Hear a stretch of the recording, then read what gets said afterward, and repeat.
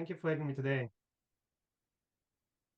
Today, I'd like to talk about three habits that lead to our growth.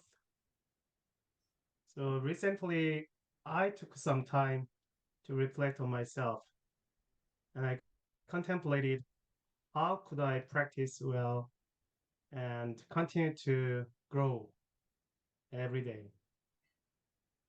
And I came up with these ideas of three habits that I would like to practice and share with you today. I believe that habits are truly important in our lives, and these habits accumulate to form what Buddhism refers to as karma. And the first habit is practicing meditation. Practicing meditation. To live well and make the most of our minds, we need the resources to use them effectively. The core resources is the power of mind. And to cultivate it, we need to practice meditation. That's why Master Sutesan said in Timeless Zen, as a rule, Sun, meditation in Korean, is a practice that leads to the achievement of freedom of mind through gaining awakening to one's own nature, which is originally free from discrimination or attachment. Since time immemorial, those who have been determined to achieve the great way have all practiced Sun. So, for example, let's think about the process of learning a language. English, in my case, is a second language. If I hadn't memorized vocabulary or studied how to form sentences, I wouldn't be able to communicate and speak as I do now. Just living in the stage without studying or practicing or acquiring doesn't guarantee good English skills. Likewise, while our and utilizing language in this manner becomes possible when the foundational vocabulary is established and the ability to listen to and speak sentences is developed through long-term practice. That is the foundation for being able to speak the language.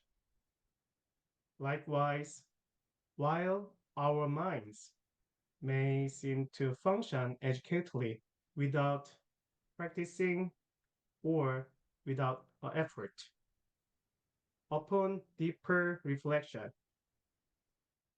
we come to understand the significance of practicing of meditation.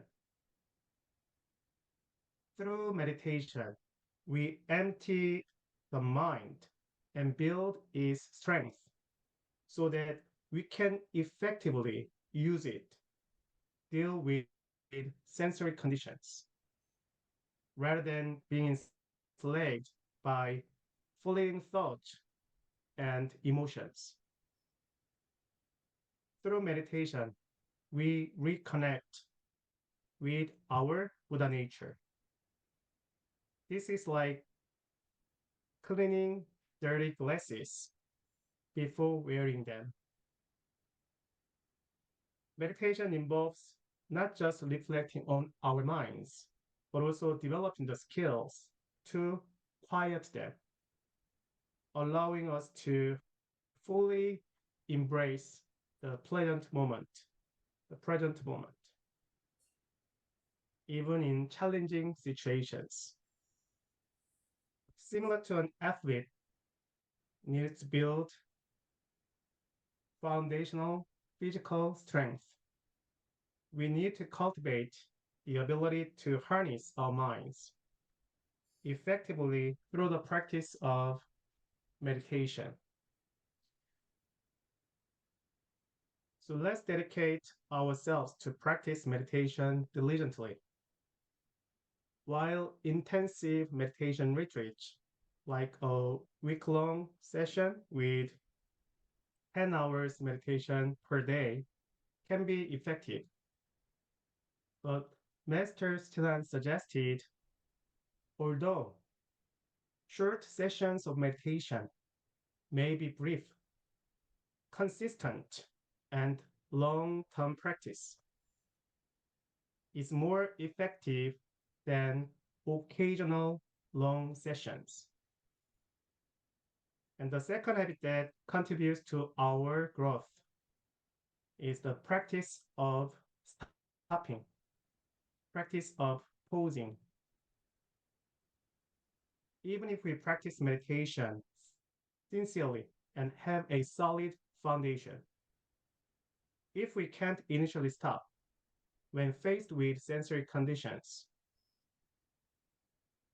we end up getting caught up in transient thoughts and emotion rather than acting in accordance with our Buddha nature. And that's a significant challenge. Occasionally, when I encounter a stop sign while I'm driving, I wish I could pause my mind with sensory conditions, just like I stop my car at the sign. In my case, I struggle with a bad habit that isn't easy to break. When I'm angry with someone, I tend to raise my voice. Unfortunately, most of the time, it's with my wife. The closer and more comfortable I feel with her, the easier it is for me to make that mistake. It's not necessarily very loud or aggressive, but raising one's voice itself doesn't right and effective. I should explain my discomfort or anger in a calm manner without raising my voice. But it's easier said than done. My bad habit is that when my mind becomes extremely uncomfortable or angry, my subconscious seems to tell me that a calm voice doesn't work. You should raise your voice. For more than 20 years, I have been grappling with this issue. And there's good news and bad news. The bad news is that I still haven't fully overcome the habit. This might be discouraging because it seems like meditation practice and one body teaching aren't effective. But the good news is that the intensity and frequency of the problem has weakened significantly. Even my 10-year-old daughter told me that she can see my progress. One day she told me, in terms of raising your voice, I can see your huge progress.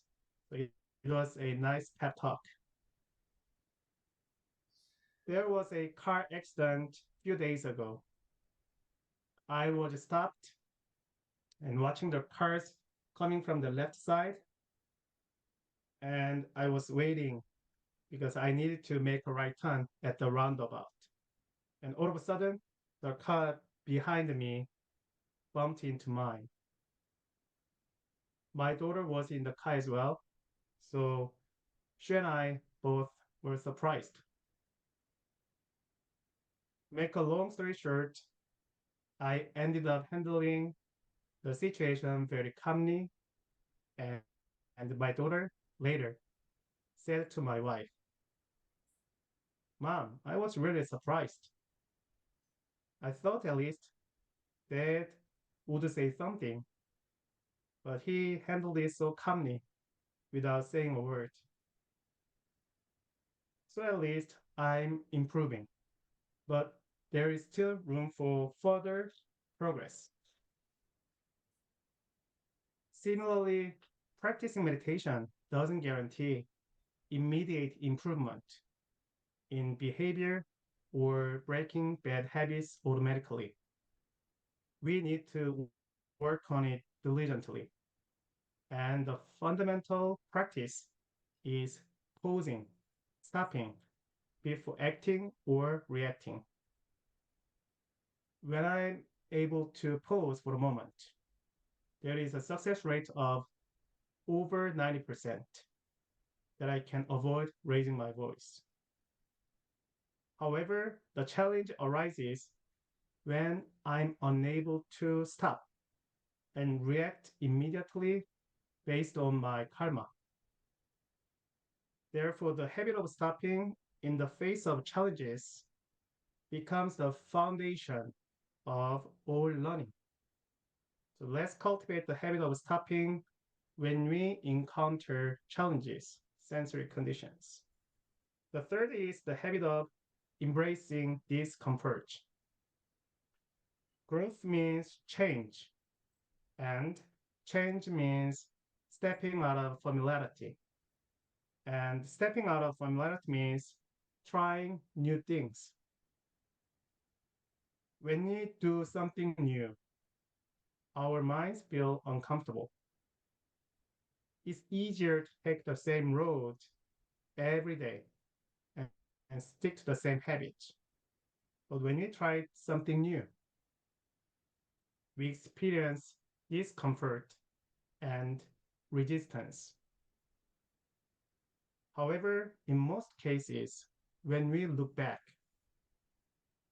it seems that stepping out of comfort zone brings us benefits.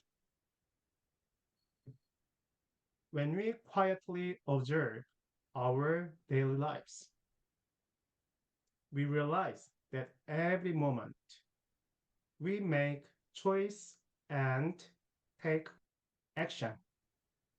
In those moments of choice, there are things we want to do and find comfortable, and there are things we don't want to do, we want to do, we don't want to do, and find uncomfortable.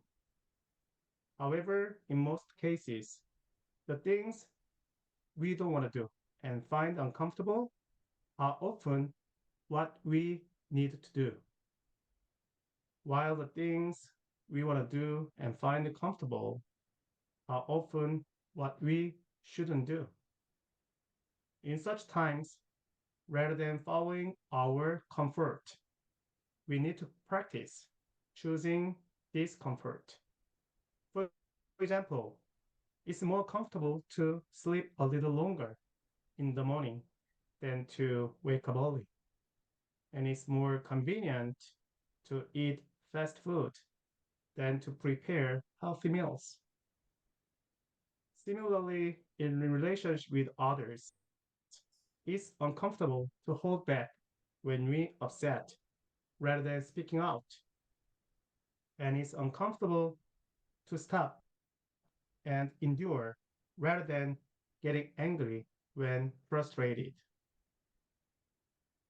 Therefore, in our daily lives, by carefully examining these small discomforts and understanding if they are right and necessary for the direction of our lives, consistently practicing embracing discomfort can greatly aid in our growth. Even if we can pause and reflect in the moments of mindfulness through meditation practice, and strengthen our minds through stillness. If we ultimately cannot overcome the discomfort when translating it into action, it becomes easy to revert to familiar habits and repeat them.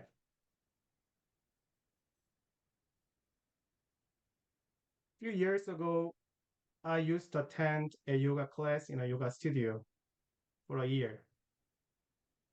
In that specific yoga studio, they taught hatha yoga and put great emphasis on holding one posture, holding one posture for a long time.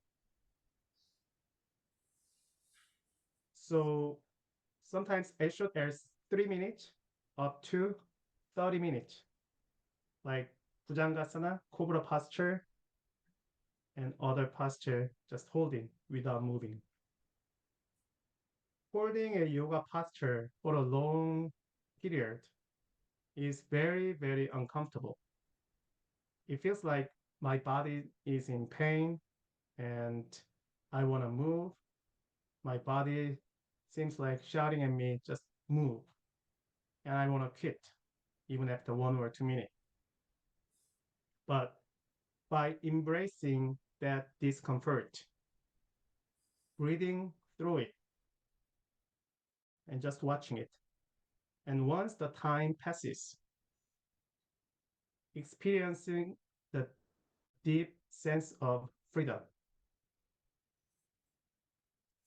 it changed my body and it builds the strength to face discomfort in my mind as well. Thinking like this, I've come to view discomfort in our daily lives as opportunities for growth. I want to cultivate the habit of pausing, reflecting, and embracing discomfort, seeing each small success as a step towards personal growth. Starting to work on small discomforts in our daily lives will help us greatly in our practice. So I hope we can practice with the three habits: practice of meditation, practice of pausing or stopping, and practice of embracing discomfort. And I hope we can grow every day. Thank you.